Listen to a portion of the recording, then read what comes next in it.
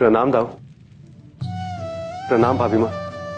आज तुम्हारी बांसुरी की तान में इतना दुख कैसे?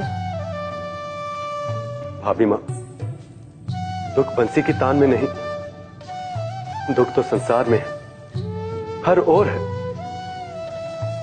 कहीं निर्धन होने का दुख, तो कहीं सब कुछ होते हुए भी शांति न होने का, कहीं निर्बल होने का दुख,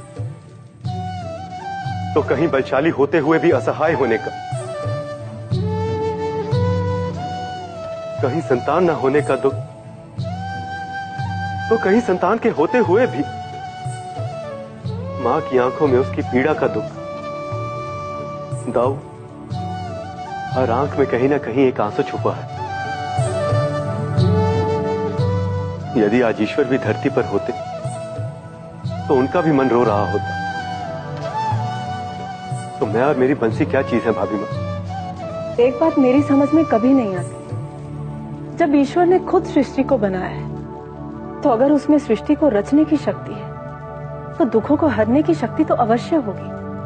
फिर ईश्वर सबके दुख छीन क्यों नहीं लेते? भाभी मां, ईश्वर एक जीवन को धरती पर खाली हाथ भेजते हैं। यह तो मनुष्य का कर्म होता है, इसका फल उसे इस जीवन में या तो अगले जीवन में सुख या दुख के रूप में मिलता है।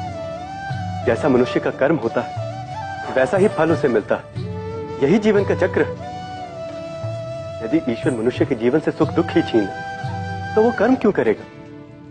और बिना कर्म के तो मनुष्य मरे समान है। मेरा एक प्रश्न है कृष्ण, अगर ईश्वर ही सब कुछ करवाता है, तो फिर बुरे काम करने के बाद हमेशा ईश्वर फल के रूप में दुखी क्यों देता है? दाऊ, ईश्वर कर्म करवाते नहीं, कर्म करने की शक्ति और बुद्धि देते हैं। जब भी मनुष्य अपने किसी कर्म का दुख भोगता है, तो सीधे उलाहना देते हुए भगवान को कहता है कि हे भगवान, तुमने ये क्या किया? लेकिन भगवान कुछ नहीं करते दाऊ। भगवान तो मनुष्य को हर काम से पहले दो राह दिखाते हैं। एक सत्य की राह, मुश्किलों से भरी, दूसरी आसान लेकिन गलत राह। ईश्वर ने तो मानव को बुद्धि दी है कि वो सही और गलत की पहचान कर सके, पर मनुष्य के अंदर का लोभ, उसका आलस, हठ और क्रोध जब उसकी बुद्धि हर लेता है, तो वो गलत राह का चयन करता है और अंत में दुख पाकर ईश्वर को ही दोष देता है। जबकि कर्म भी उसका और कर्मों का चुनाव भी।